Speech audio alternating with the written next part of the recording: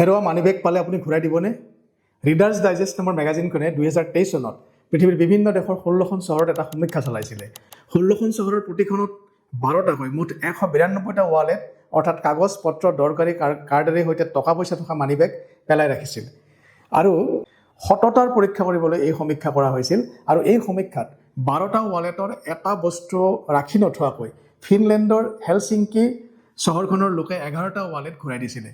অনুভৱ কৰি ভাল লাগিব যে সৎ চহৰৰ দ্বিতীয় স্থানত আছে মুম্বাই। 12টা ৱালেটৰ 9টা ঘূৰাই দিছে আমাৰ দেশৰ মুম্বাই চহৰৰ লোকে। হাংগেৰীৰ বুদাপেষ্টে 12টা ৱালেটৰ 8টা ঘূৰাই দিছে। আৰু আমেৰিকাৰ নিউয়ৰ্ক চহৰত এজনে ৱালেটটো খুলি চিগাৰেট কিনিবলৈ যত্ন কৰিছিল, কিন্তু আল্টিমেটলি 8টা ৱালেট নিউয়ৰ্ক চহৰৰ পৰাও পোৱা গৈছিলে।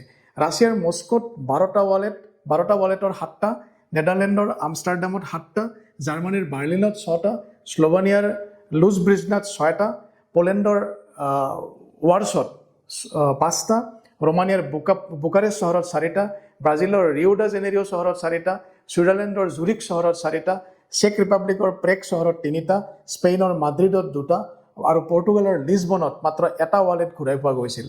ৰিডাৰ্ছ ডাইজেষ্টৰ যিটো সমীক্ষা, এই সমীক্ষা মতে আটাইতকৈ বেছি সৎ চহৰ হৈছে ফিনলেণ্ডৰ হেলচিংকি আৰু আটাইতকৈ কম সৎ চহৰ হৈছে পৰ্তুগালৰ লিছবন চহৰ।